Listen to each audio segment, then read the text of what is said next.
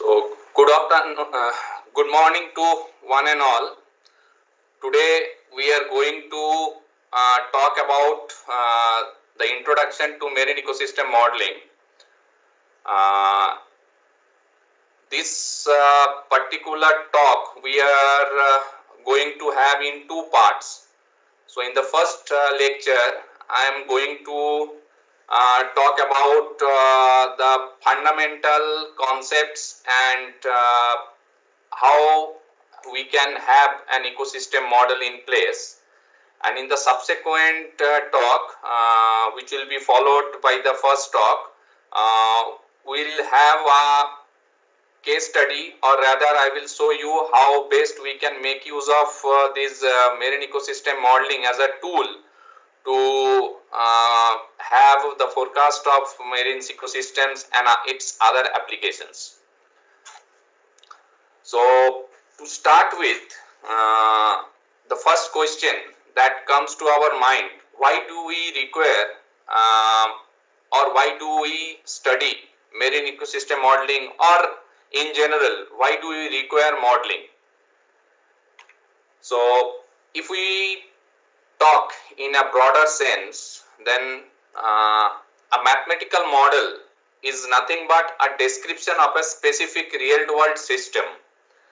So, it is basically help us to explain the system and study the effects of its different components, and it makes possible to have the prediction of its behavior at the same time. Now, why it's not possible to make the same thing or have similar kind of studies using the available observations? The answer is very simple. We don't have enough observations to have or to study the system that we want to basically analyze. The question is why. The obvious answer is it's basically the logistics. It's not possible always, or there will be difficulties in terms of logistics or by different means to have enough observations rather, to study a real world system. So, mathematical models are the tools that can help us, or rather complement us, to study a system where at least a few or minimum number of observations are available. So, when we are talking about models, it is not restricted to only earth system science. It is basically applicable everywhere. So, in all the academic fields such as the physics, biology, then chemistry, even engineering disciplines, as well as economics, social science, everywhere we can make use of these mathematical models. So, as this specific course is designed to have the fundamental understanding of mathematical models, so we are basically focused on how to make use of these models in ocean sciences, or rather my talk will be more focused on how can we effectively use a mathematical model to predict the marine ecosystems or to study the variabilities of a marine ecosystem. So, if I am talking about the marine ecosystem models, how it's going to help us to study, it's basically coupled with, or it may not be coupled with. It's not it's basically, there are two ways we can study. And a marine ecosystem model can be coupled online with an ocean model, or it may be coupled offline with an ocean model. So, I think in the first 2 days lecture, you are already aware about the applications of ocean models, or different kind of ocean models that can be used to study the ocean dynamics. So, I am basically talking on top of that, how can we effectively make use of an ecosystem model along with the ocean models. So, if we have an ocean model, let's assume we have an ocean model in place. So, what we can do, we can develop an ecosystem models to study the ecosystem dynamics. Now question is, how are we going to do that? Since when we are talking about an ecosystem, the major drivers which is basically controlling the marine ecosystems, this is the physics, the ocean physics, which is basically controlling the ecosystem. So it's always expected we should have a coupled system in place for having a good realistic simulation and to have a better understanding of the system. So in that process, what we can do, we can couple an ecosystem model online, or what we can do, we can separately run OGCM, that is Ocean General Circulation Model, and then we can have the outputs in place that can be subsequently used to run the ecosystem model. So it entirely depends on the user how best they can make use of this coupled system. However, in the recent time, these coupled physical biological models, this becomes an useful tool to study the marine ecosystem.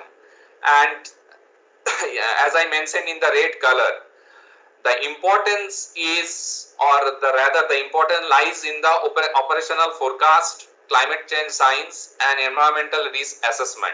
So these are the factors which lead us to study a coupled physical biogeochemical system. So this is an introduction which will tell you like why do we require a marine ecosystem model, or rather a coupled ocean ecosystem model. So if we go further, how do we develop a coupled ocean ecosystem model? This is the question which comes first in our mind. So just give you an understanding how it works. Let's first see what is the climate system. So the climate system is basically consists of different components, out of which the major components that we are going to concentrate in this talk is the ocean and atmosphere. Apart from that, there are several processes which are significantly contributing in the Earth system science. However, the major contributions or the major coupling is taking place through ocean and atmosphere. So this is a schematic diagram which is basically describing the ocean atmospheric system. So you can see the components that are involved in it. See, this is a self-explanatory system. I don't think I need to explain that system. So as I told, we are going to talk more about the ocean and atmosphere. So in that case, what we can do, we can separately see how this atmospheric dynamics is taking place, and subsequently how this ocean dynamics is taking place. So in that subsequent slide, you can see if we want to develop a numerical model that can realistically simulate the atmospheric dynamics, at least we'll have to consider those specific dynamics which are basically shown in this slide. So wind, this is a major forcing that is basically playing a role in the atmospheric dynamics. Radiation, anyway, it's an important factor which is modulating the entire environment. Then obviously it is coupled with an oceanic system, so water vapor, temperature. So these are the basic components which are basically important components to have a very simple atmospheric model. And how these specific components are coupled, that is basically shown in this slide. Now let's say we are having atmospheric model in place. Now, so what we can think of, we can have an coupled ocean atmospheric model, or we can basically work standalone ocean models while taking the atmospheric model as the atmospheric model simulated outputs as the forcing for the ocean model. So there are two options again in this case. Either you can couple online, or you can go offline to prescribe the atmospheric model simulated outputs as the forcing for ocean models. So let's say if we have an atmospheric model in place, how can we make use of these atmospheric model simulated outputs for running an ocean model? That we can see in the subsequent slides. So the ocean model, which is basically consist of, these are the major components. I am not claiming that this is the only components which are basically involved to develop an ocean or atmospheric model. So these are the preliminary, or rather the basic components that we should have to describe a numerical ocean or atmospheric model. So when we are talking about an ocean model, see salinity, temperature, currents, and obviously the density of the water mass. So this is basically the factors which is controlling the ocean physics, and how these things are coupled, this is basically shown in this schematic diagram. So obviously transport, then the radiation from the atmosphere, even precipitation, and the momentum which is basically coming from the wind forcing, these are all playing a major role to modulate the ocean dynamics. So this is a schematic diagram which is describing a very simple ocean model. Now see, the focus of our today's talk is to have the ocean atmospheric coupled dynamics, and rather how it is basically modulating or driving the marine ecosystem. So in the subsequent slide, what I am going to show, if I am talking about an ecosystem model, or rather a simple biogeochemical model, how it looks like. See in this slide, what you can see, it's a very simple NPGD model which consists of 4 components. So N, this is the nutrients which is considered in one block, then it consists of phytoplankton in another block, then we have zooplankton, then we have detritus. So if we can describe the dynamics, it's basically describing in very simple way. So we have the nutrients in the ocean. So this is nothing but the currency, like this is the currency which is providing the food, or rather the primary level which is responsible for the building of the entire food wave. So nutrients, there may be different components, but let's consider everything in one component which consists of nutrients. So you can see this nutrients, this is basically directly linked with the phytoplankton. So in the presence of sufficient solar light, basically phytoplankton can have the nutrients to grow, and at same time actually this photosynthesis is taking place. So chlorophyll is an another, you can consider it another state variable, or you can actually derive it from the phytoplankton itself. So phytoplankton, that is growing from the nutrients, then followed by zooplankton. It is basically grazing the phytoplankton. So if you don't have enough phytoplankton, it's not possible to have zooplankton in the system. So these are all connected with each other. So once the zooplankton is there and it is grazing the phytoplankton, then see naturally these zooplanktons, they have an age limit. So after some time, or with the time, basically they will die. So once they will die, they will actually decompose and they will sinking towards the subsurface. In the process of sinking, what is going to happen is they will actually decompose in the form of detritus, and this specifically again remineralized into nutrients. So you can see how simply we can connect the building blocks rather to have a very simple ecosystem model.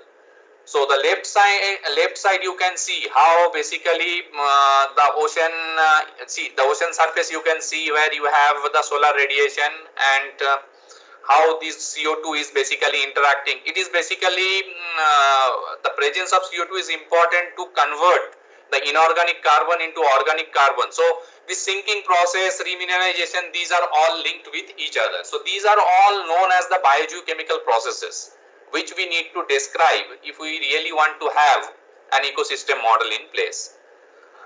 Now what are the ocean processes that we need to describe to have an ecosystem model? So see, these are few processes. It's not like these are the complete set of processes that can be described for developing an ocean ecosystem model. However, these are the very fundamental processes which should include in an dynamics of a state variable. So if I am having a state variable called nutrients, then its growth, death, then how photosynthesis or the grazing or other remineralization processes are affecting the dynamics, that you need to describe in terms of mathematics. So these are the processes that you should first understand. The question is, these are all biogeochemical processes. How these processes are basically driving the ecosystem. So the drivers are the ocean physics. So the driver is specifically the physics which is driving the system. So how it is driving? See, we are having ocean mixing. So this mixing is taking place in both horizontal as well as in the vertical layers. Then the transport. So the advection is taking place by the ocean currents. So from one place to another place, these nutrients or maybe phytoplanktons can be advected. Then light, it's an important factor. Without light, it's not possible to have photosynthesis, or you cannot have a system which is growing without light. And then air-sea interaction, obviously the momentum which is coming from the winds, then heat fluxes, the radiation, then the precipitations. So these are all important factors that you need to consider as the physical processes which is ultimately driving the ocean ecosystem. Now, if we want to write an equation, how it looks like. So, let's say we are considering a state variable called C. It's nothing but a biological state variable. So, it's simply ddt of that specific state variable can be described in terms of three different terms. In the right hand side, you can see there are sources. So the sources are nothing but the inputs from the nutrients or the rivers or the sediments or from different sources. How basically that specific state variable is growing, or what are the factors which is helping that specific component or the state variable to grow or to write the growing term, or these are known as the sources. Sinks. So as I discussed few minutes back, these are called natural deaths. So for phytoplankton, zooplankton, these all within a specific time, they are going to basically die and the decomposition is taking place. So in the process of decomposition, they will basically sink towards the ocean subsurface. So that time basically we need to describe the processes which includes the sinking, and then the transfer. So there may be different ways of transfer. It may be energy transfer, it may be the transfer of the momentum which will finally advect one system from one place to another place, maybe mixing.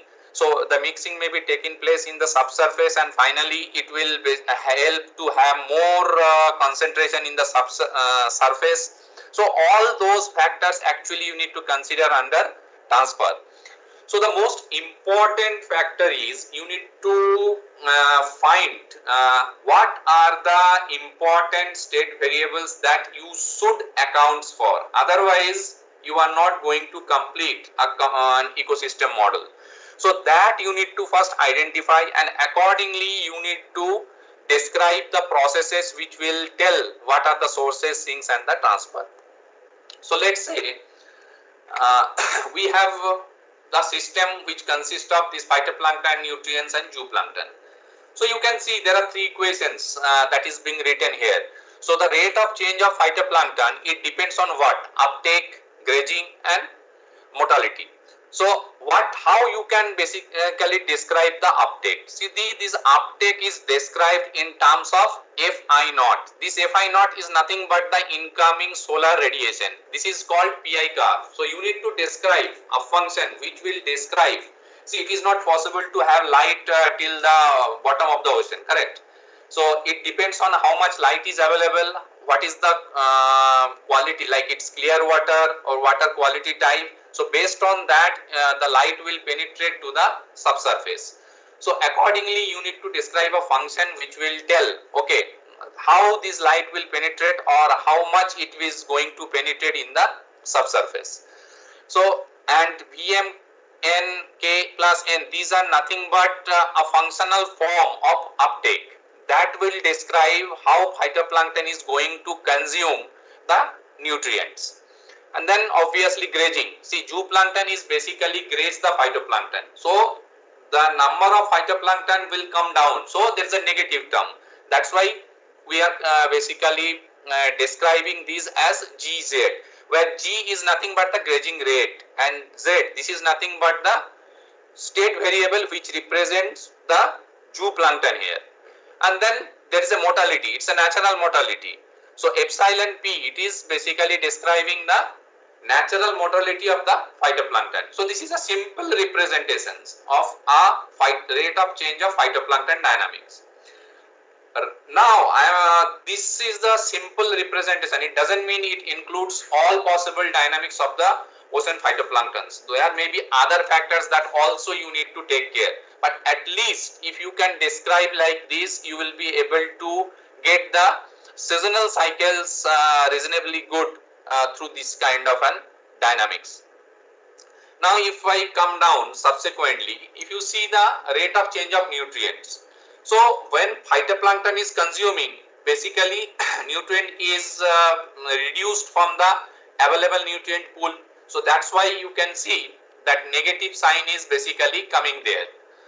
Now once that zooplankton is basically dies and remineralization is happening, then what is happening?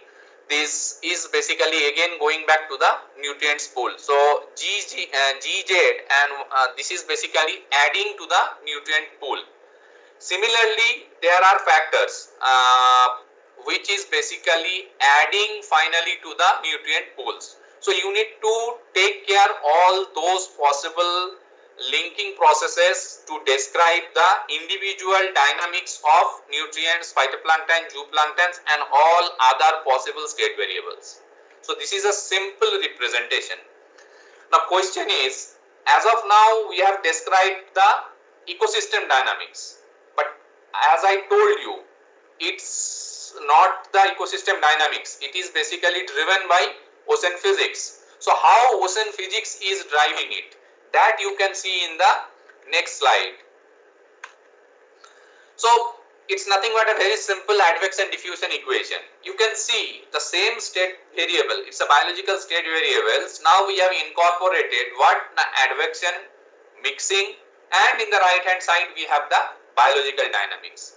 So in this specific way, this advection and the mixing, these are the processes which are the ocean physics which will drive the ecosystem.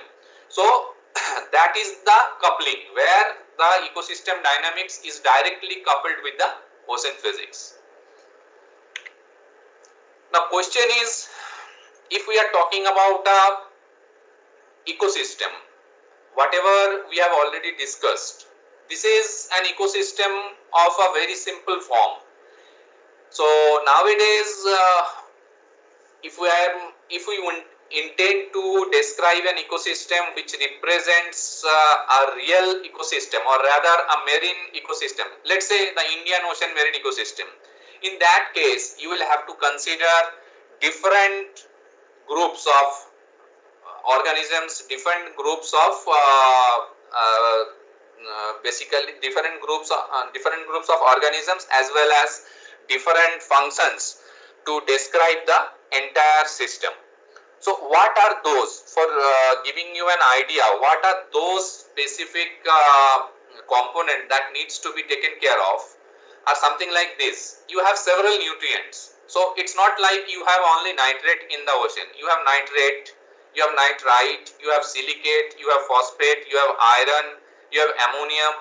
So these all, so you will have to basically consider separately the dynamics of all these nutrients. Why it is required? The reason is there are places where the presence of silicate and presence of rather other nutrients making a big difference in terms of the food wave dynamics. So if let's say the iron is not available, or there's a deficit of silicate in some places, so the entire food wave dynamics will be changed in a different dynamics. So there may be subsequent development of a different kind of phytoplankton and zooplankton depending upon the availability of different kind of nutrients. So that's the reason you will have to be specify all the possible nutrients to have, or rather to describe the possible dynamics of the nutrients on the subsequent or the state variable which will be described into the upper layers. These are all in the lower tropical system. So in the subsequent upper layers you have to describe all possible state variables with the help of the nutrients. The question is phytoplankton. As of now we have seen there is only one size class of phytoplankton, but as you know, probably you might be already seen, there are different size and species of phytoplankton. So we can classify it in a different way. So maybe we can tell nano phytoplankton, micro phytoplankton, and then there is a larger size of phytoplankton. So that way, depending on the size or species, you can classify different classes of phytoplankton. Then what we can do, we can also go for similar kind of classification in terms of zooplankton. Then detritus. Obviously, when we are describing phytoplankton, zooplankton in a different class, you should have detritus also in a different classes. Now question is predation. Now there are, let's say, fish dynamics is incorporated into the system. Now there are different kind of fish, or rather zooplankton, which are basically predating this specific food in a different functional form. So you will have to specify like what kind of major predators are available into the system and how best you can represent the functional response with respect to those predators. And then one more important stuff is the biooptical properties. As I told you, it depends on the water quality, like how best or what is the amount of light that is going to penetrate into the subsurface. So it depends on the availability of light, it depends on the quality of the water, it depends on the biooptical properties or the characteristics of that specific water. So that also you need to take into account for describing an ecosystem. And then see, when we are talking about all those things, you can imagine the complexity of that system. So on top of that, what you need to specify? You need to specify the spatial, like 3-dimension physical environment in terms of atmospheric forcing, tides, and the ocean physics on top of that. So this will finally lead you an ocean ecosystem and, or rather, ocean ecosystem dynamics. Now, what are the different ways to describe this specific ocean ecosystem dynamics? What we can do, we have different kind of ocean general circulation models available with us. These are all community based models. These are freely available. So anybody can just get registered and download and basically start working with any of such kind of an OGCMs. So here in this specific lecture, we are going to talk about the regional ocean modeling system. Okay, the application I will show in the subsequent slides, but before that, let's see what is ROMS. Probably it has been introduced in the earlier lecture, so I'm not going to take much time on that. Only 1 or 2 slides I'm going to show you like what is ROMS and how you can basically configure a physical model first, followed by an ocean ecosystem model. So this ROMS, it's a general circulation model that can be used in different time scales. When we are talking about time scales, or when we are talking about the scales of a specific model, it is both in spatial as well as in the temporal scale. So ROMs, it can be used in both larger as well as smaller time scale. Even it can be used, although it is developed for specifically for the coastal applications, but it has been shown that it can be implemented for the larger scales as well. So you can always make an attempt to have a bigger domain to simulating bigger domain using ROMs. Like all other OGCMs, it solves the time evolving three-dimensional equations, which are nothing but the mass balance and momentum transfer equations. So this is basically solving in the source code itself. So hydrodynamics code with biology, sediment, on all other things, that is available in the ROMs forum, or you can register and get this. So if I am talking about the steps, these are involved when we are talking about a standalone ROMs. These are the steps that you need to first look into. So the foremost work that is involved is the grid preparation. So you need to identify a domain. It may be Indian Ocean, maybe Pacific Ocean, maybe some other places. So accordingly, depending on the dynamics of that specific region, you need to identify a suitable domain for preparing the grid. Once you identify the domain, you can always make use of the available tools to prepare a grid. Obviously, you should have bathymetry files ready for preparing a grid. And then once the grid is prepared, you need to basically, you are already aware that okay, how many open boundaries I am having and what are the boundaries. So as you know, when we are solving a nonlinear partial differential equations, it is important, or it can only be solved if we have an initial condition and boundary conditions in place. Otherwise, it's not possible to solve those partial differential equations in a first of all, analytically we cannot solve, since these are nonlinear partial differential equations. This can be solved numerically, and for numerically solving those equations, you should have IC and BC. So apart from IC and BC, as I told, we are talking about a standalone ROMs. So we should have atmospheric forcing. When I am talking about atmospheric forcing, it includes what? The winds, like the U component, V components of winds. It includes the surface pressure. It includes the air temperature. It includes the short wave radiation, long wave radiation. It includes the precipitation.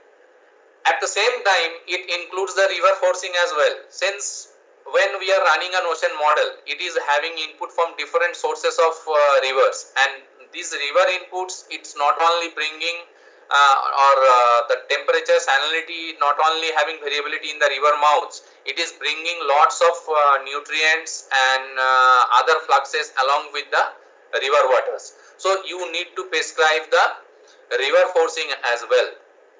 So once you have all those files in place, what you need to do, you need to basically tell ROMs, okay, I am ready with those files. I am now prescribing. Actually, you have several set of functions which is prescribing the advection, mixing, the calculation of fluxes. So you need to identify, okay, which are the good parameterization processes that can prescribe these advection, mixing and all. So you need to list, and then you need to compile the model, so that model should know, okay, you wanted to advect, you want to basically run this model using TS MP data advection, or maybe some 3-dimensional or 4-dimensional advection function and all. So that is basically available in the ROM's source code. You need to identify, and accordingly you have to choose. On top of that, you can also define the name list, like okay, there is a file called varinfo.dat. So what are the state variables? Model should know. It is having the state variables like temperature, salinity, U component, V component, maybe the sea level, and in terms of biological model, maybe you have nutrients, you have phytoplankton, zooplankton, oxygen, and all the subsequent state variables. So you need to categorically tell the model in the var input.dat file, okay, these are the state variables that is going to be basically simulated in the process of model run. And then after all those run, you should be able to compile, and that will give you an executable that will help you to run the model in HPC or maybe in a system which is capable enough to run this kind of a complex system. So this is a preliminary idea. I am going to show you like how the model, we made some this kind of models for the Indian Oceans we have developed. Now the outputs I am going to show you, and how it looks like, and how you can basically analyze the outputs. That's going to be shown in the maybe in the subsequent slides. Now after that, when we are talking about the coupling of an ocean ecosystem model, you should have an ecosystem model which is prescribing the ecosystem dynamics. So this is an inbuilt ecosystem model available in the ROMs, which is called Fennel ecosystem model, and it consists of actually when it's originally developed, it was consist of only 7 state variables. Then subsequently it was actually further improved into 12 state variables, and now it is available with 15 state variables. So you can see, like based on the requirement, user can always add different dynamics of a state variable, and then accordingly they can run the system. So it's a schematic diagram which is basically providing you an idea the complexity of the marine ecosystem. When we are basically talking about a real world system, you should be able to represent the dynamics of that ecosystem to some extent. See, we are talking about models. We cannot have the realistic representation of the system, but always we can reach up to a limit. It may be 80%, 90% with the confidence that okay, it is basically represented this ecosystem up to 90% or 80%, whatever it is. So accordingly, you need to see what are the state variables that you should consider for describing or for simulating this kind of a real ecosystem. So the model shown here, it is consist of see, you can see the basic nutrients it is having as nitrate, then you have the ammonium into the system, and then followed by phytoplankton, zooplankton, detritus, oxygen dynamics is also incorporated, entire carbon cycle is prescribed here, and then on top of that you have the remineralization processes, and then you have the specific PI, how the PI or the light attenuation, and followed by penetration of light into the waters. These things are prescribed, and this is basically available with the ROMs, but you need to understand the dynamics, and then accordingly you need to prescribe the required input files to run, and then subsequently tune it for your desired area of simulation. Now, as of now, whatever we were discussing, these are all like an ocean ecosystem model where we didn't consider fish as a specific state variable, or rather the fish dynamics we haven't considered. But let's say we want to have a model which is basically prescribing the end-to-end dynamics, or rather this approach is called end-to-end modeling. So end-to-end modeling means from the lower trophic level to the considering mid-trophic level, higher trophic level, and it's reached up to the fish level. In that case, if we would like to have an end-to-end modeling approach, we can always think this kind of a system. In fact, those systems are developed in terms of ROMs or with the help of ROMs. So I'm just showing you like what are the factors or how you can have this kind of an end-to-end system.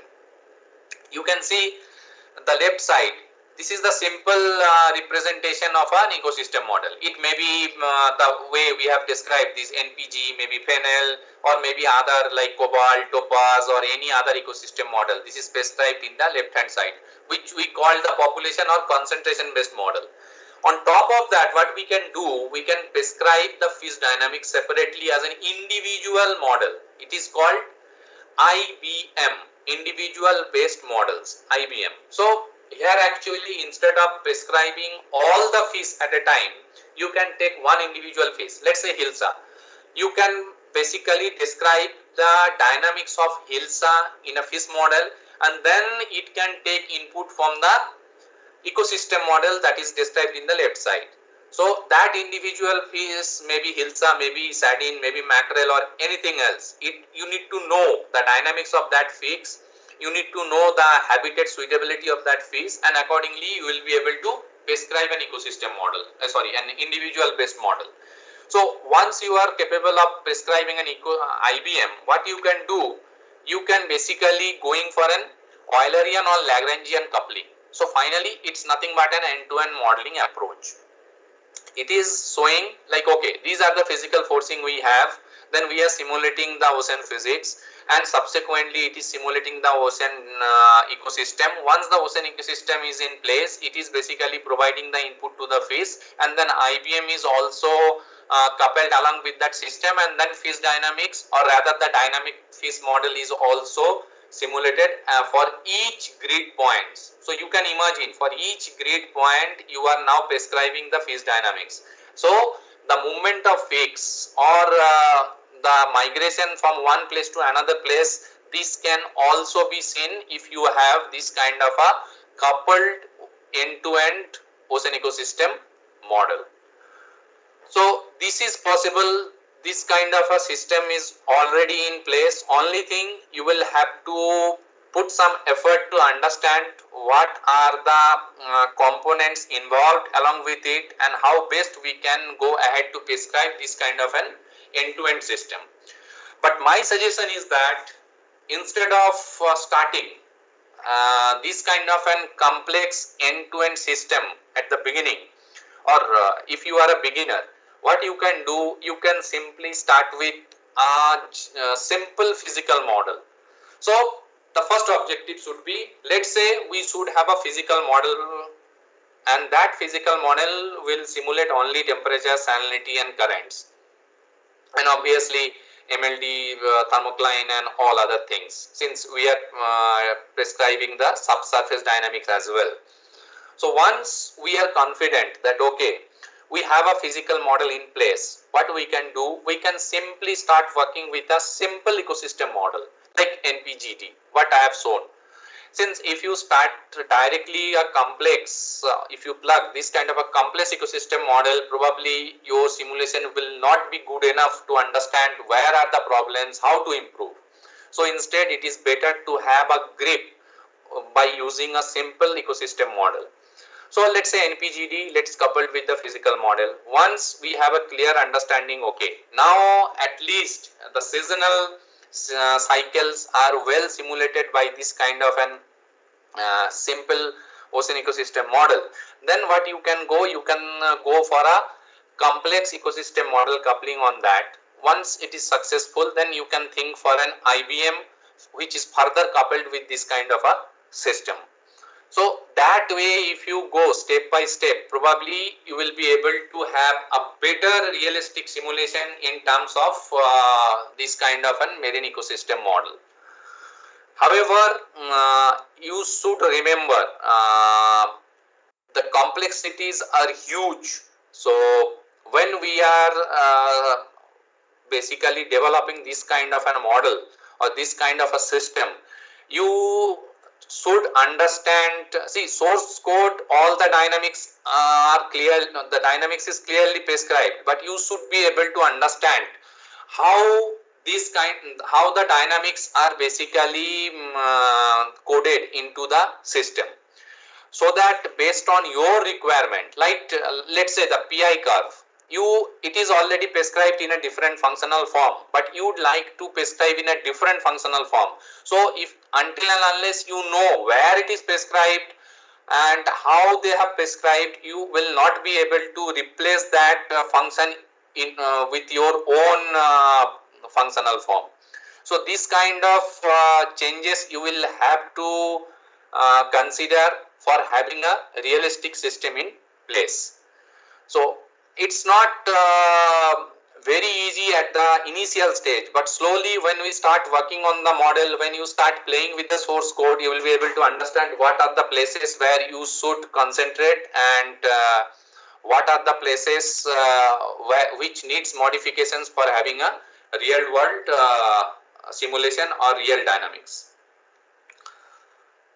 Okay, so for the time being, let's take for a 5 minutes break, and then we'll go for the second lecture, where I am going to show you like uh, the system that is being developed at Inquis, and the model outputs, and the how you can analyze the model outputs for your requirement.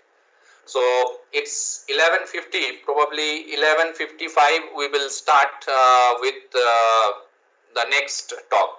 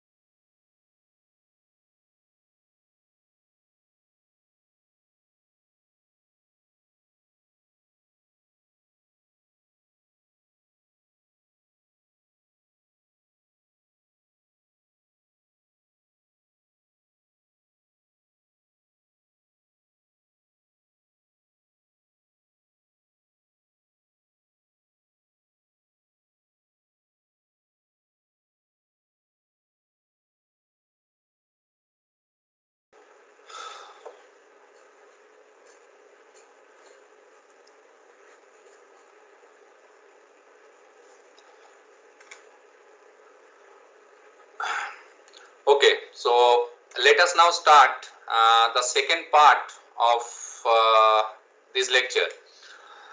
So as I already told you that now in this part I am going to show you the application of this kind of an ocean, or the development followed by application of this kind of an ocean ecosystem model. So before that, it's necessary to tell you about the inquiries in one or two slides, like how or what are the services which are basically benefited by this kind of an ocean ecosystem model, and what are the observation network that is available with us, and how these are basically helping us to improve the model simulation. So that needs to be discussed for providing you a better understanding when we are talking about this kind of an ocean ecosystem model.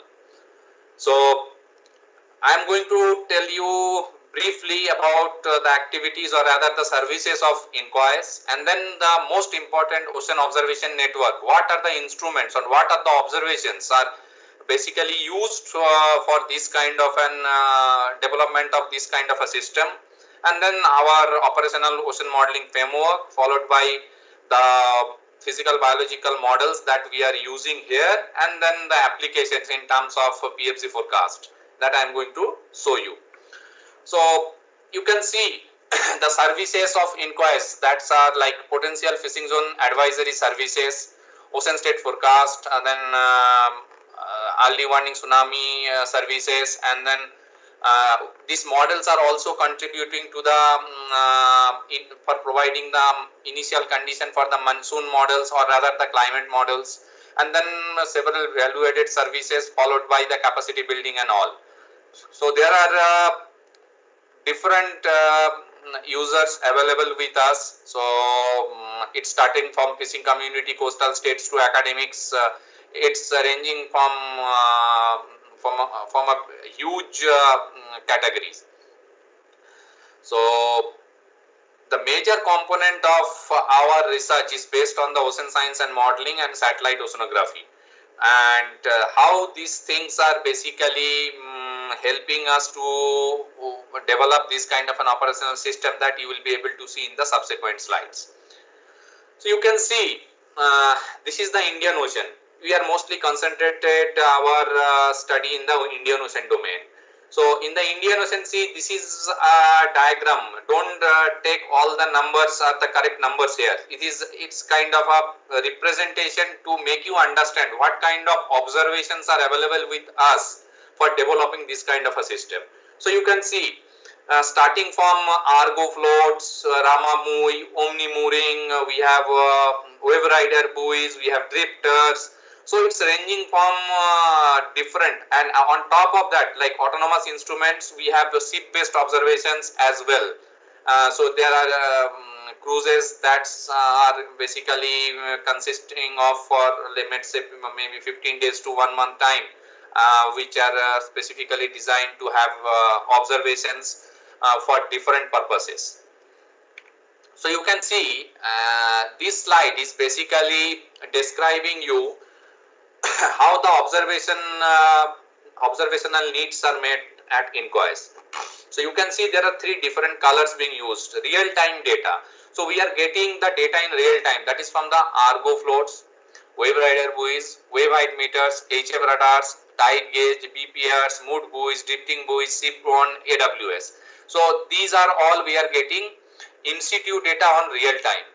Remote sensing data, it's a huge data. Nowadays these data are coming first of all, these are available in gridded format, and several merged products are available, which is an additional advantage of not only assimilating but also validating your model outputs with respect to the satellite data. So we have different kinds of satellite data available with us. And then apart from that, offline data also we are having, which is showing in a different color. And on top of that, we are having the cruise data that is coming from different projects and different cruises. So these are the data set that is basically available with us. Now, if I am talking specifically about the biogeochemical data, See, these data consist of physical data as well as biochemical data.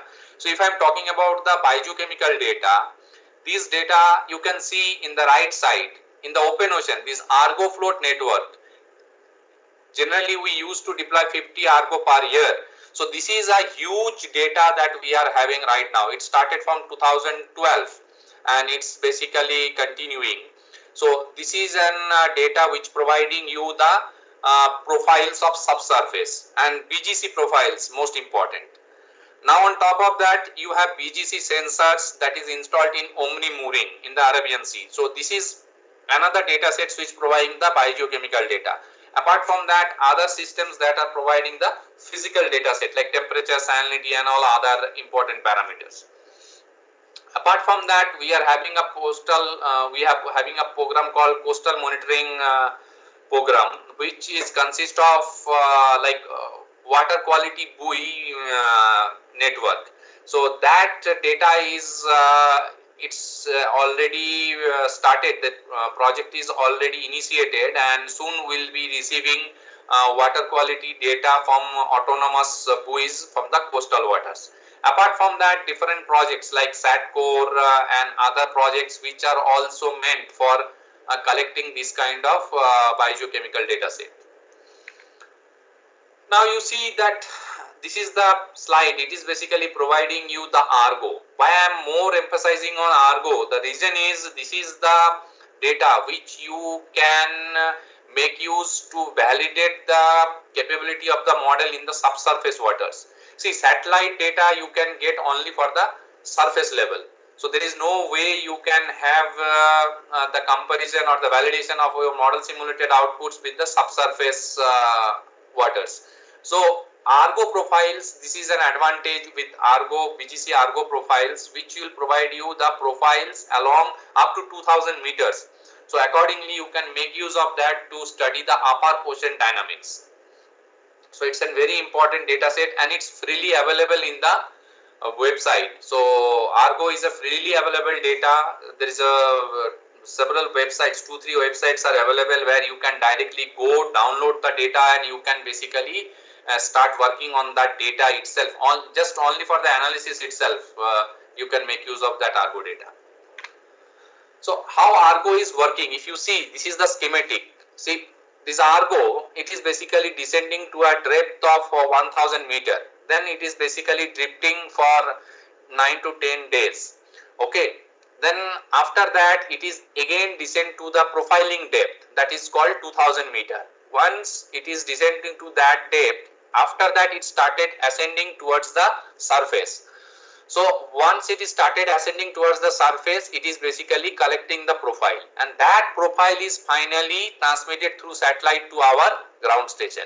So this is a cycle. So it's like you can also trigger like whether you require 10 days cycle or you require lesser than that, or how you would like to basically collect. But typically this is the cycle that is being followed for Argo data. So that's the mechanism by which you can basically get the Argo profiles. So it's not only for the temperature and salinity. Apart from that, you can get nutrients, you can get chlorophyll, you can get oxygen, even pH data can also be nowadays measured by Argo floats. As I told, this Omni mooring, so this is the location in the Arabian Sea where you have mooring, which is basically collecting or rather the sensor are installed in that mooring, which are collecting the time series of temperature, salinity, chlorophyll and dissolved oxygen and optical backscatter and data. That is specifically useful to see the time series. So if you have a long time series for a location, you can see the trend, like how these specific variables are changing with respect to time. So this is the water quality buoy network. So this is the planned areas. You can see in the left hand side below, there are 6 locations identified with yellow circles. These are the areas where we are going to basically deploy these buoys. So these buoys are consist of several sensors which will finally collect all the basic parameters like temperature, salinity, and apart from that chlorophyll, DO, turbidity, PCO2, pH and nutrients, CDOM and all other biogeochemical parameters. So it's a very important data set to study the coastal ecosystem dynamics in near future. Apart from that, the remote sensing data products that are available with us. So we have different kinds of satellites data available with us, like Ocean Color, which consists of these MODIS, Aqua, Terra, VIS, OceanSat 2. These are providing chlorophyll, KD490 and all. Then Saral Altica, this is providing sea level height. These are all gridded. That is the advantage. See, when we are comparing model simulated outputs, if you have a graded observation, you have a better opportunity to see how good model is basically simulating the dynamics. And then AVHRR, which is providing this sea surface temperature, then scatterometer, winds and all. So these are all remote sensing based data products that is available with us. Now, we have data. Now question is, what is the operational modeling system that is being developed at INCOIS?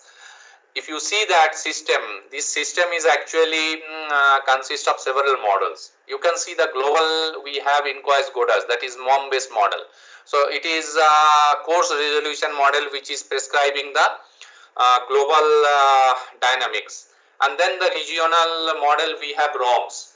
So the Indian Ocean Basin, we have ROMs. On top of that, we have coastal ROMs, specifically in very high resolution. On top of that, we have some HICOM based modeling system as well, which is categorically developed to help or providing the trajectories for the cyclone and all other subsequent parameters. Apart from that, wave forecast, it consists of wave watch 3 SWAN, and these kind of models are also used. And tsunami, which we are using at SARC and Tsunami, this kind of model. So these are all the different models, out of which we are specifically talking in this talk about the ROMs and its subsequent ecosystem model. So if I am talking about that, or before that, let's see the domain. This slide will give you an idea the domain of that specific models. So you see the global model, it is in the using MOM4, we are using that. Then Indian Ocean forecast, that is in blue color, and on top of that we have this kind of small domains which are having high resolutions that are prescribing the coastal dynamics. Now when we are talking about the ocean ecosystem model, we have a system called biogeochemical state of the Indian Ocean, which consists of this kind of a modeling framework, which is providing the regular updates of biogeochemical state of the Indian Ocean. How it works, it's like running in operational mode in INCOIS. So model runs for 5 days in hindcast mode, followed by 5 days into the forecast mode. So in that process, it is basically updating the daily analysis of the biogeochemical state of the Indian Ocean. So when I am talking about the biogeochemical state of the Indian Ocean, it is basically simulating the nitrate, ammonium, chlorophyll, dissolved oxygen and the carbon fluxes. So these are the specific state variables that is simulating by this kind of a model. So that domain you can get. You see there's an Indian Ocean model that is basically providing the basin-wide biogeochemical state of the ocean, and then followed by we have coastal models which are of very high resolution, which are providing this coastal ecosystem dynamics. Now how to assess about that your model, how good is your model? So once you have a model run, you will have to analyze and you have to see how good the model is basically simulating the observed dynamics. So as I already discussed, the BGC Argos, these are the very important observations to have or to identify the capability of the models. Here you can see there is an Argo in the Bay of Bengal. So this is the track. You can see it started somewhere in the central Bay of Bengal in the southern side. See the green dot, it is showing the deployed position, and see with time it is basically moving towards the Indian coast, and these red dots, these are the profiling positions of the Argo. So on that point, Argo has a profile. So what you can do, see, you have all the profiles. Now let's say you keep all the profiles one after another and then just put everything together. So what you are going to get? You are going to get the time depth section of temperature, salinity, then oxygen, chlorophyll and nutrients if you have that data in the PGC Argo. So that is nothing but the observation from the Argo data. Now what you can do, you can prepare a similar kind of plot using model data. See, for the entire Bay of Bengal, you have different grids. So where the Argo location is there, at that location, you can extract a model grid, a model simulated profile. And similarly, for all such locations, you have a similar number of model simulated profiles of temperature and all subsequent state variables. Once you have done that, you can just put all the profiles one after another. It will give you a time depth section which is simulated by the model. So the same plots, if you can see in the top, Argo 2902086, these are called WMO number. Based on that WMO number, this is the Argo simulated chlorophyll concentration from 0 to 100 meter depth. So chlorophyll in mg meter cube, you can see there is an existence of subsurface chlorophyll maxima, or rather deep chlorophyll maxima throughout the year. If you can see 2013, 14, 15, 3 years data are available from this Argo. So in all the year you can see there is an existence of deep chlorophyll maxima. Now the second panel you can see that is actually derived from ROM's 1/12 degree model. So from that model we have basically extracted the profiles and plotted the same time depth section. You can see the model could capture the existence of deep chlorophyll maxima and the depth of deep chlorophyll maxima well, but there is a overestimation of the model in terms of magnitude of the chlorophyll. It may be due to different reasons, maybe the physics, like the way the light is penetrating into the system, maybe more light is penetrating, or rather the availability of nutrients which is prescribing by the model, it is not sufficient to basically producing the available chlorophyll concentration in that depth. So there may be multiple reasons in that, but however the good news is that model could capture the deep chlorophyll maxima, and at the same time if you can see there are a certain time when the ocean dynamics is basically brings that deep chlorophyll maxima towards the surface. So during that time it's a seasonal phenomena. You can see all those times the model simulated deep chlorophyll maxima even coming closer to the, so shallowing of DCM is also well captured by the model. Now in the next comparison, if you can see it's showing the comparison of oxygen. So oxygen which is measured by the Argo, that is plotted into the first or rather third panel. So this is showing the measurements of Argo. Then followed by you have model simulated oxygen. Here you can see the oxygen minima zone, the existence of oxygen minima zone in the Bay of Bengal is clearly simulated by the model. But again, if you can see there is a difference of almost 5 to 10 micromole per liter in the magnitude of the oxygen. However, the oxycline depth is well captured by the model in the comparison. So these are the way you can basically compare the model simulated outputs with the available observations. So if you don't have sufficient observations, it's not possible to have this kind of a comparison, that too in the subsurface. Similarly, we have a similar kind of a study in Arabian Sea. So there was a float which was deployed somewhere in the northern Arabian Sea or north central Arabian Sea, and you can see with time actually it is starting and then it is started flowing and then it's finally going to the Red Sea, and again it started coming back. So we had 2 years of data from this particular Argo, and the most important thing is that Argo was equipped with nitrate sensor as well. In the earlier slide what I have shown, Nitrate sensor was not available, so we had only chlorophyll and dissolved oxygen, but in this specific Argo we had chlorophyll, nitrate and oxygen. So here you can see that let's start with the bottommost panel where the nitrate is there. So the nitrate simulation, you can see the nitrate line and the variability of nitrate from the Argo, that is the fifth panel or second panel from the bottom. And then the next sixth panel, which is showing the model simulated nitrate, you can see that the model simulated nitrate, again there is a difference in the magnitude. However, you can see the variability of nitrate line is well captured by the model. However, there is a difference in the near surface availability of nitrates.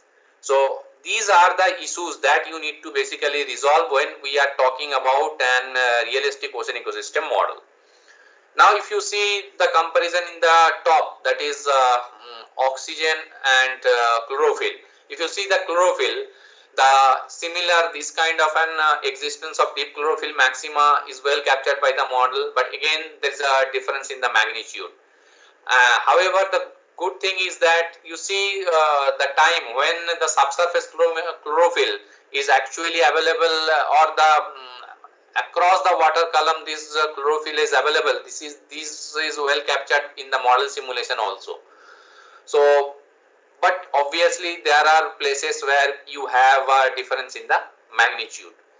Even in the case of oxygen profile, you can see the existence of oxygen minima zone. This is also well captured by the model in the Arabian Sea.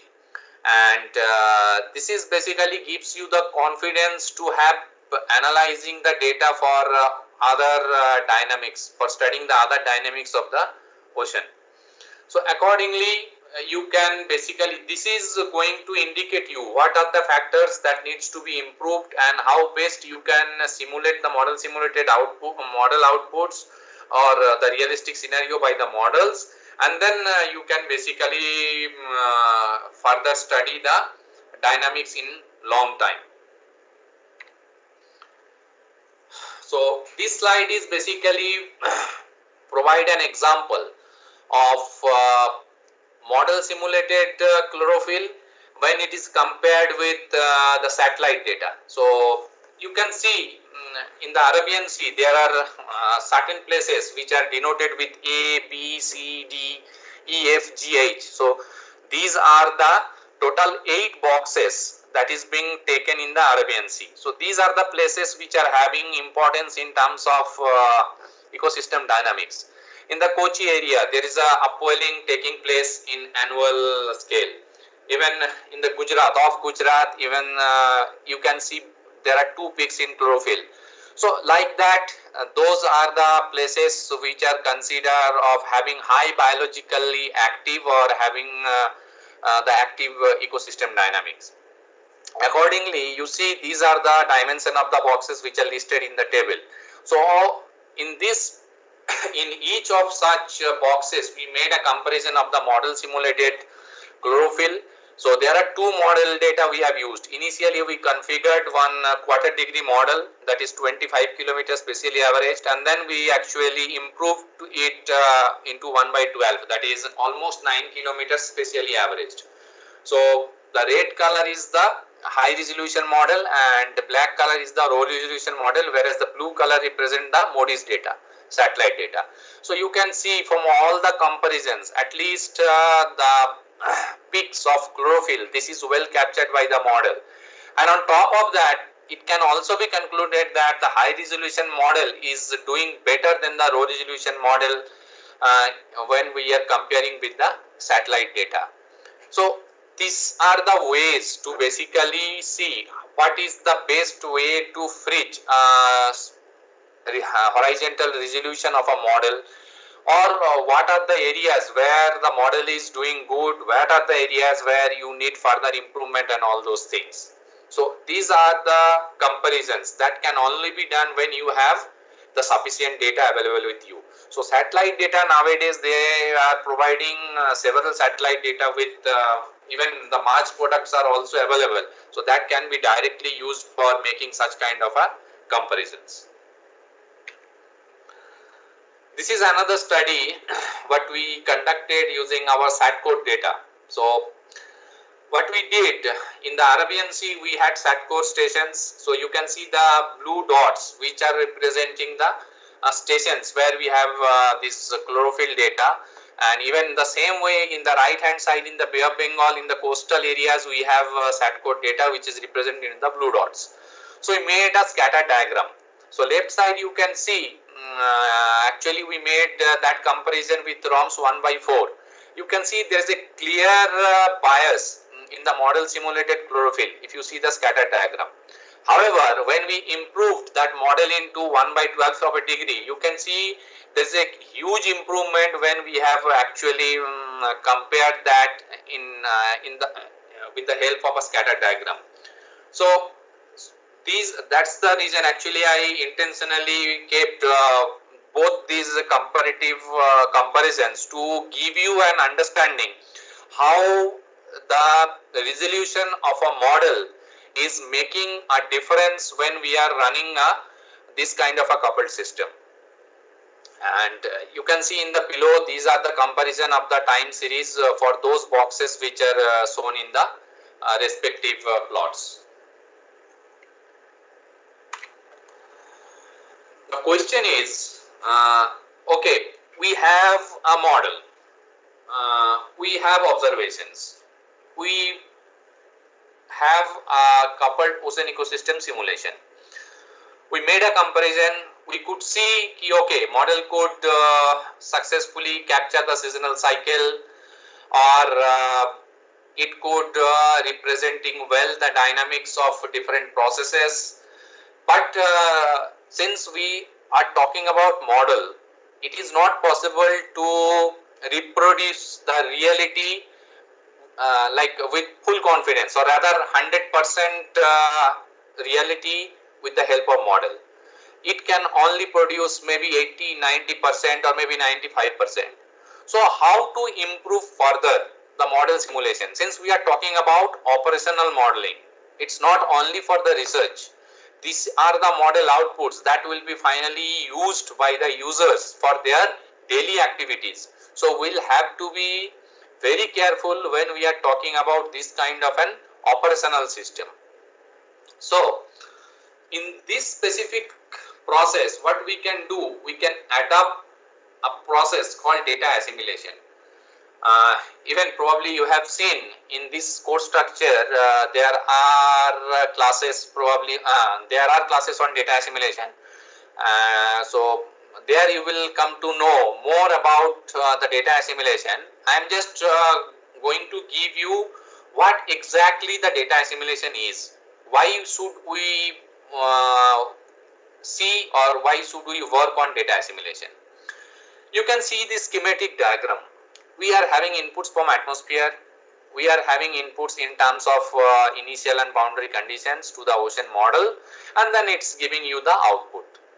And in this process, we don't have any assimilation. But as I have shown, we have several observations available with us in terms of autonomous instruments. We have ship-based observations, we have remote sensing observations. So what we can do, we can directly make use of those observations that is available from Argo, Rama, drifters and all, like temperature, salinity, chlorophyll, oxygen, everything, with the help of a technique which is known data assimilation into the model, and that will provide an improved analysis of the model output. So that is basically going to improve. How it is going to improve? If you can see the left side, the top top time and x-axis, you see that true trajectory is represented using the green line, and model trajectory is basically representing using the red line. Now this is the difference, let's say, when we have the simulation. But what you can do, if you have an observation in between these two trajectory, what you can do, you can bring down the true model trajectory to that observation, and again you can start the observation. Again, if you have an observation near to the the true trajectory, again you can bring it down further and you can again basically start simulating that. So in that process, what you can do, you can basically reducing the error which is basically committed into the model simulation with the help of available observations. So that is the process called data assimilation. So it is nothing but a process which combines ocean observations with numerical models, and it is finally provide an improved initial model state which finally provides you a best estimate of the ocean state. So it's a technique that is finally going to provide you a better estimate of the ocean state. Now, if we see what are the data that can be assimilated into the model, these are basically different kind of data we can assimilate. It's not like there is a restriction that you have to assimilate only the physical data. You can assimilate physical variables, you can assimilate biological variables. So it depends on the need, what kind of data are available with you and how best you can basically assimilate into the system. So for example, you can see there are several in situ temperature, salinity, temperature, salinity profile, sea surface temperatures from satellites are available. So you see, this is the global ocean where you can get this kind of system or the Argo profiles that can be directly assimilated into the model. So those are the profiles. You can take the profiles for your domain and accordingly you can basically see these Argo. These are also providing the data in the real time. So once the data is available with you, you can directly take the data and assimilate into the system. At the same time, you have biological variables. From satellite, you can have the chlorophyll. You can see the other POC and all other subsequent parameters can be derived. You have sea surface temperature from satellite. You have biological variables from the Argo as well. So whatever data is available in terms of biochemical parameters, that can also be simulated into the system. But remember one thing, when we are simulating those data, before that you should have an ocean ecosystem model in place. Without having a coupled model which is reasonably good in simulating ocean dynamics, you won't be able to improve it further with the help of assimilation. So these are the passes. So you may not have the entire coverage of the ocean, but at least whatever passes are there, that can be basically assimilated into the model for better estimates. So these are the processes, or these are the data basically being used in the operational system. Now let's switch to the applications of such system. How we can apply those system into our own, when we are talking about a model, as I told you, there are several applications. So what are those applications? That I am going to tell you in the subsequent slides. You may remember we are actually making use of satellite data, or rather surface temperature retrieved from satellite and surface chlorophyll retrieved from satellite. That data we are using, and there are some techniques available with us that is being used to demarcate the fronts, thermal fronts followed by chlorophyll fronts. And then we have a technique to identify what are the potential areas where we can have more fish. So if I am talking about a PFG, PFGs are identified as the narrow zones in the ocean. Narrow, it is relatively narrow. The reason is ocean if I am considering a spatial case scale, the spatial variability is huge. So we are talking about a very narrow zone where the fronts are there, and the areas which we are identified at the fronts, they are actually the horizontal gradients of physical as well as biological properties are enhanced. So these are the areas we can basically identify as the PFCs. So let me tell you the procedure, like how we can get the thermal fronts. So what you can do, there are an algorithm called Kailu-Karninen algorithm that is developed long back in 1992. This is the algorithm that you can use to identify thermal fronts. At the same time, you have an algorithm called Canny algorithm that you can also apply to get the chlorophyll fronts. So once you have thermal fronts and chlorophyll fronts, you can superimpose one above another. So after superimposing, when you see there are certain areas where these are basically common. So these are the areas where you can tell, okay, these are the areas where the physical and biological properties are enhanced. So when I am talking about physical and biological, physical I am representing with temperature, and chlorophyll I am representing, biological properties I am representing with chlorophyll only. But it is not restricted in these two parameter only. You may incorporating other indicators as well. But right now we are incorporating these two as an indicators. So you can have those areas that can be used as the potential fissing zones. So you can see in this plot on this figure, there are blue color boxes. So these are the boxes which are 14 such boxes that we have divided for providing the potential fissing zone advisories. Okay, and it depends on the regions actually. There are regions behind this kind of a division. However, that's not important in this talk, but it's important that all along the coastline actually we are generating these advisories. Now see, in the subsequent slides you will get to know what are the issues that we are facing when we are generating this kind of advisories and how we can resolve this. So as I told you, right now these PFCs are generated using SST and chlorophyll, which is severely hindered in the cloud cover. The reason is during cloud cover you will not be having these satellite data. So there are huge data gaps.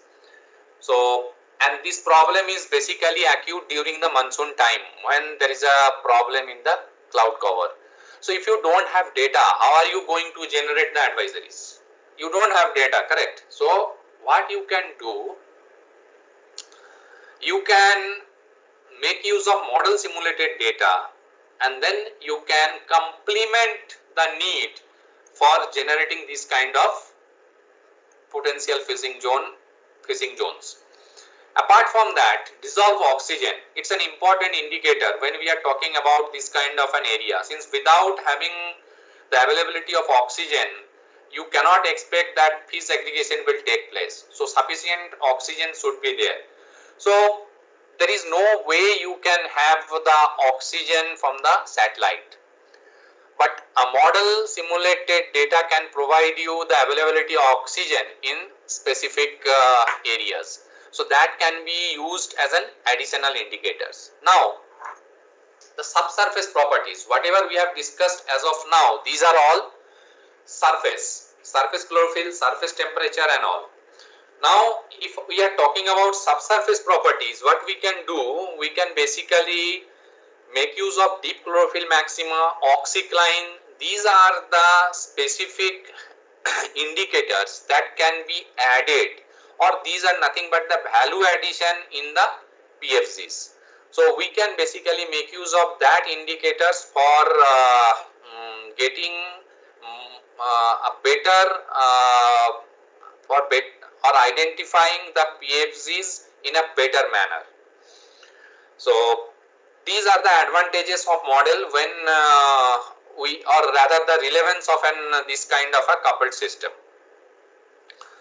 Now Right now these PFZs advisories are disseminated by the day end, and it is only available for that day, since this chlorophyll, SST, these are basically very dynamics and this is changing very fast, and there is no way you can provide the forecast for multi-day fishing. But at the same time, if you have this kind of ocean ecosystem model, you can actually run the model in forecast mode. So at least short term forecast, that is 3 to 5 days, you can generate from the model, and you can basically apply the procedure to get the potential. You can identify the potential fishing zones, and you can provide well in advance to the users for multi-day fishing. So this is a very important advantage, or rather you can graduate the PFG advisories into PFG forecasts.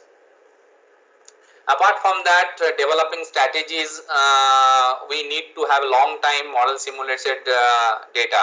Otherwise, the impact of climate change on all other subsequent impact cannot be studied, and you cannot develop the strategies for managing these resources in a better way.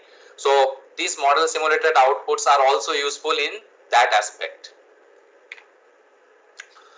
So here in Inquires, what we have done, we have actually developed this kind of an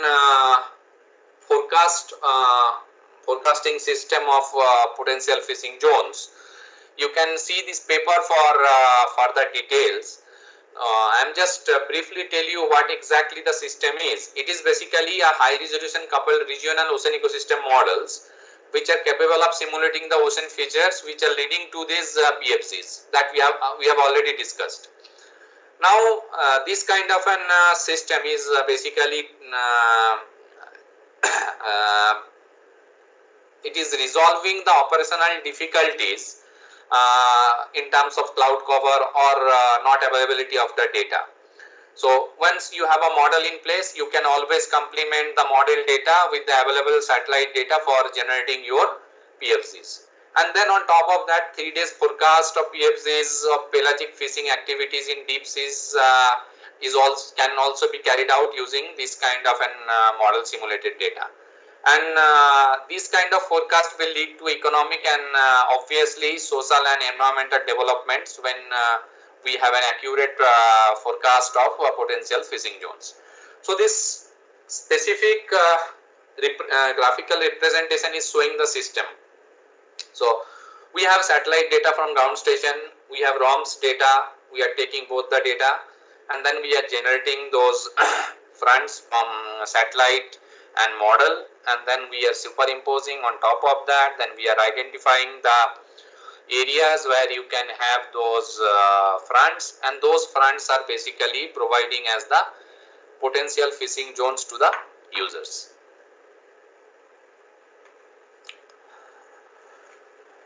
Now, in the summary, what are the applications of ocean ecosystem models?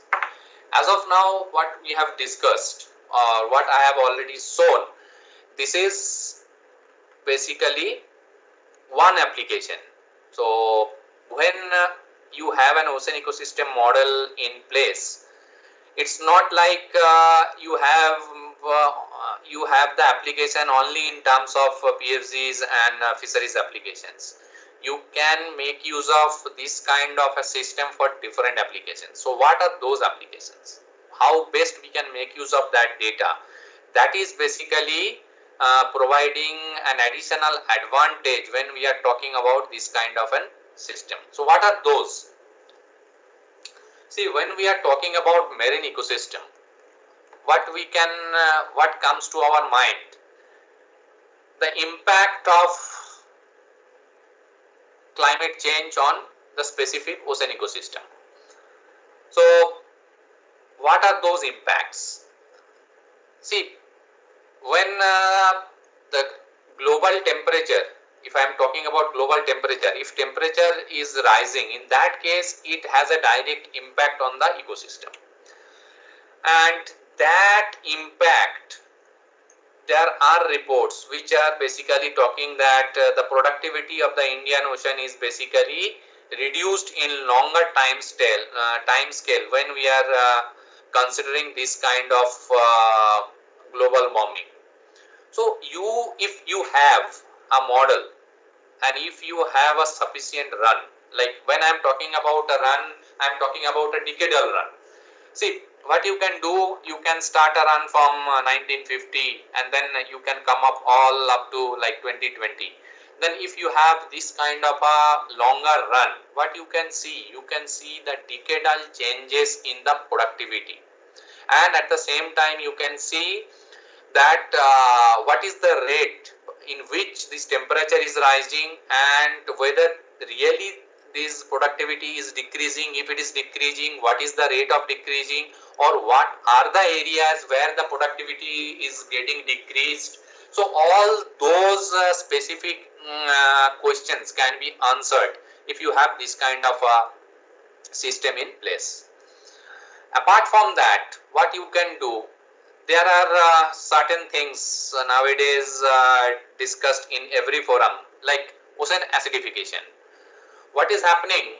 See, nowadays, due to the increased human activities, the atmospheric CO2 that is enhanced, and if you see these Mauna Loa measurements, you can see in 2020, I think we have reached up to 420 ppm. This atmospheric PCO2 is already reached to 420 ppm.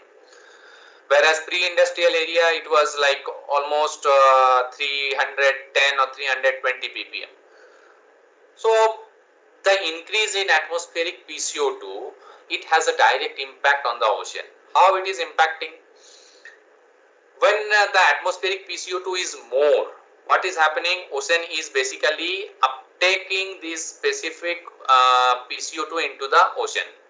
So when ocean is uptaking this PCO2, the this carbon dioxide in the ocean, that is basically increased, and this increased has an adverse impact in terms of the pH of the ocean. So subsequently, what is going to happen? The pH of the ocean has started decreasing. So in long term, when we are talking about the trends, we'll have to basically consider a longer trend or longer time scale. So maybe in a few decadal run, you can see there is a decreasing trend in the pH. So that trend is ultimately having an adverse impact on the entire marine ecosystem. So this kind of impact, or the hotspot, what are the regions where those impacts are perennial, or what are the regions where the impacts are extremely more, that you can basically identify if you have this kind of a modeling system and model simulated outputs.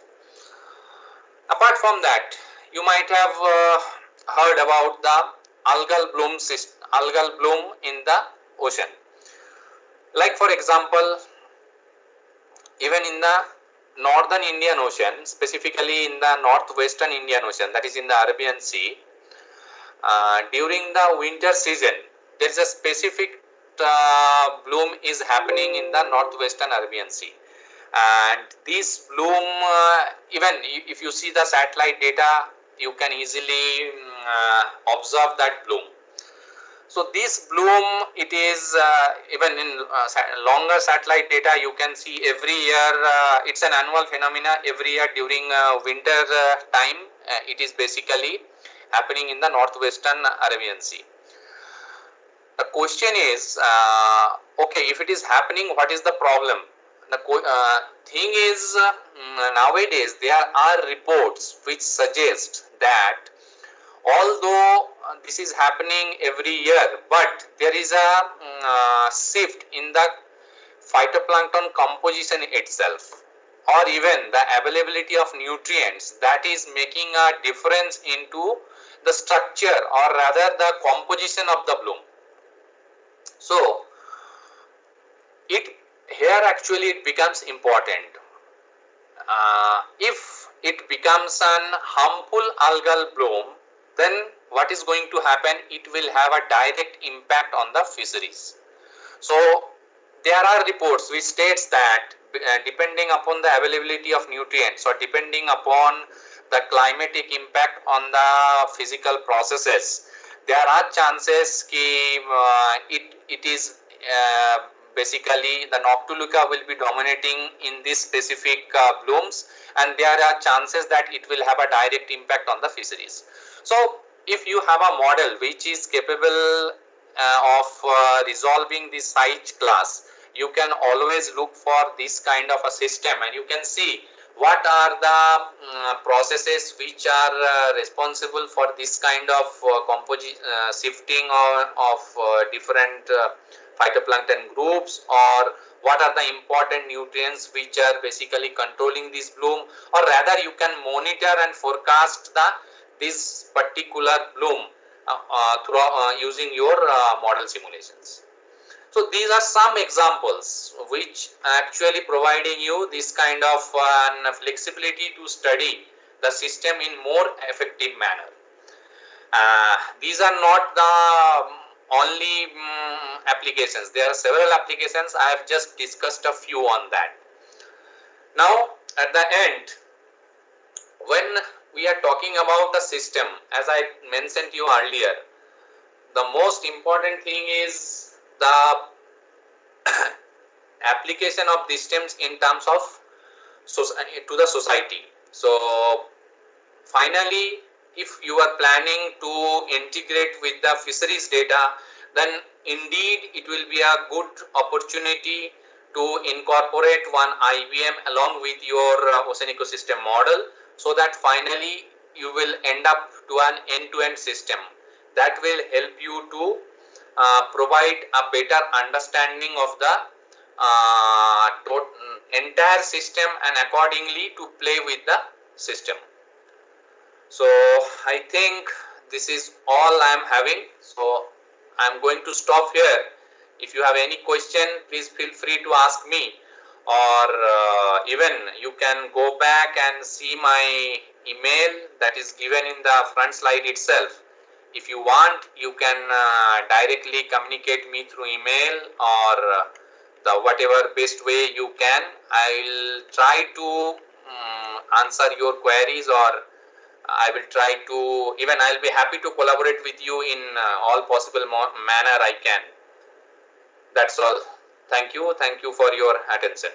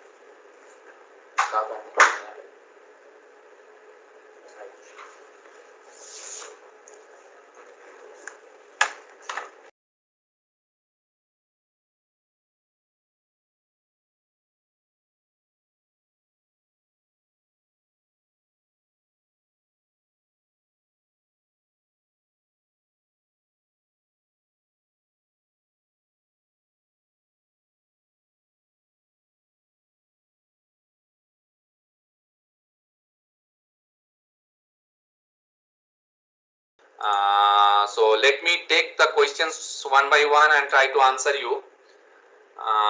What is the difference between grazing and uptake? Okay, so basically when we are talking about grazing, it is see, as I told, like phytoplankton, zooplankton, nutrients, these are the components which we are considered as the building blocks of this kind of an ecosystem model.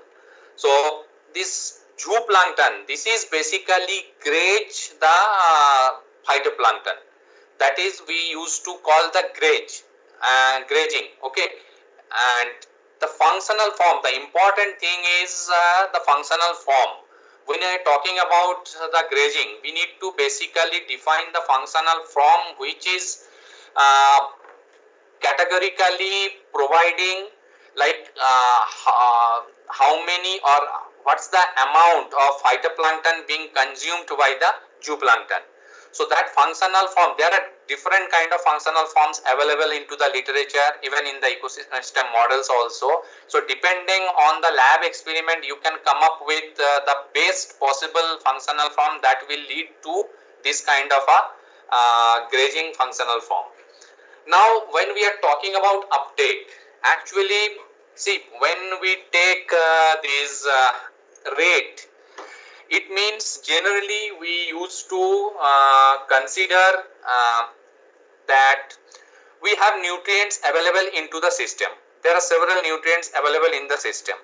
So the uptake rate of the phytoplankton of taking or basically producing or rather it's, you may consider like this, in the presence of solar radiation, photosynthesis is taking place. So if you have sufficient nutrients available with you and in presence of solar radiation, what is going to happen? Photosynthesis is going to basically takes place. So that time when nutrient is basically uptaken by the phytoplankton to grow, this is providing you a way to basically grow the ocean phytoplanktons in different size classes.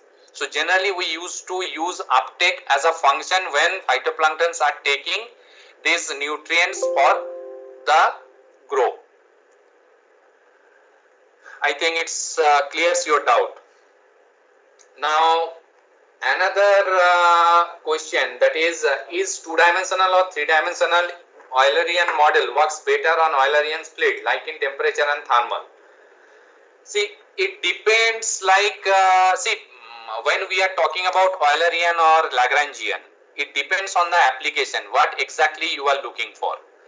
But obvious, if you are confident enough that your application is specifically meant for this kind of an Eulerian field, then there is no problem to incorporate this kind of Eulerian field for describing or prescribing your system. However, when we are talking about this particle tracking or this kind of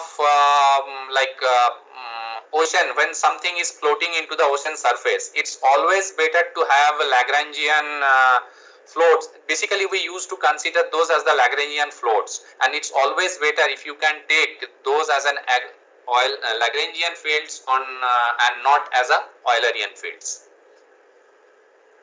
Then are the data sets, radiative forcing parameters or salinity temperature used for this model are either field collector or satellite sensor derived? Okay, so my answer is both. So when we are talking about the application of data, I must say whatever data is available, you will have to make use. The simple reason is, if you compare the availability of physical data set and biogeochemical data set, there is a huge gap. Although we have sufficient number of physical data available, like temperature, salinity and all other parameters, but there is a severe crunch of biogeochemical data. The availability is much lesser than the physical data. So we made use of both, not only both, all possible data sets that are available in terms of biogeochemical data. It may be autonomous instrument based measurements, it may be ship based measurements, it may be remote sensing based measurements, it may be those sat core stations that I discussed, those measurements. So all those data are used in this system. Then what the parameters are developed by Argo float GUI? Okay, so actually these are not parameters, rather you say these are the variables actually. So the variables which are basically measured by the Argos are like this. We used to call core Argos. When we are talking about core Argos, it is basically temperature and salinity and pressure as well. And when we are talking about bioptical argos, these are basically measuring the fluorescence, which is subsequently providing you the chlorophyll. The nutrient or rather nitrate, that can also be measured, oxygen, and on top of that, nowadays you can also have pH data using argo floats. And the last is, does the forecast of PLC using numerical models stand a base to determine the position of artificial reefs in real time? Yes, there is a possibility to look into that, but obviously we'll have to have a more detailed study to really understand whether we can have this kind of artificial reefs which is linked with this kind of a specific system.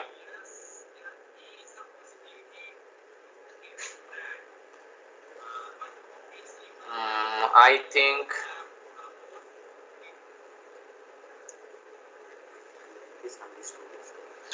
so. Another two questions are, does the model simulated phytoplankton are utilized to understand the northward propagation of mesos, and if that behavior has any relation to the genesis and evolution of tropical cyclones?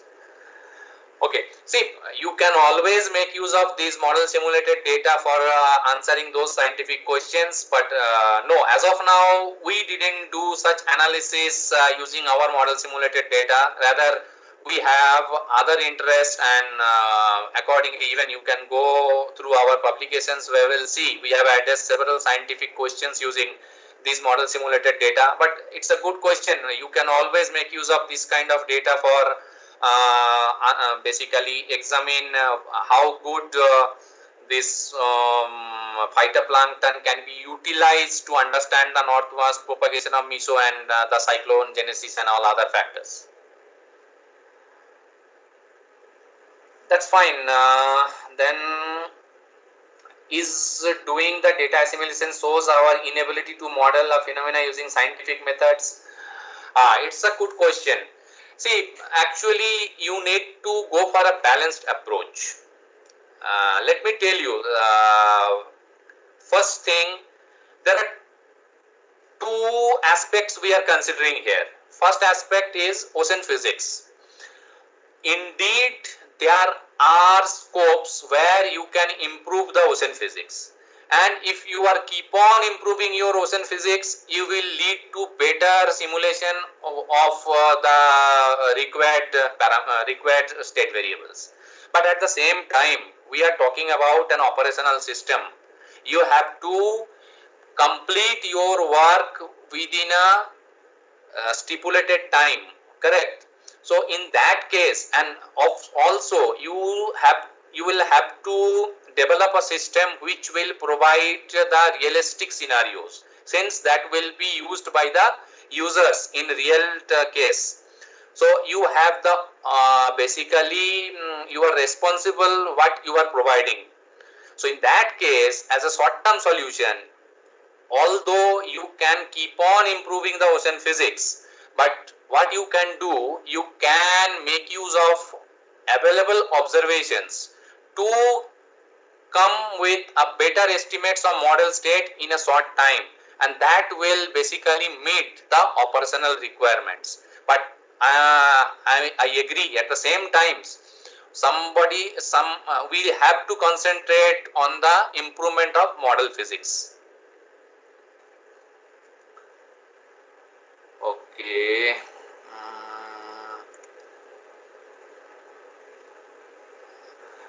Yeah, so yes, our model simulated data can be used for research work. There is absolutely no problem. We'll be happy to collaborate with this. We have some guidelines to be followed. If you are agree to meet with that, I'll be happy to work with you and provide you all necessary inputs for your analysis. And you please feel free to write me if you are really wanted to make use of that data. We'll be happy to provide you.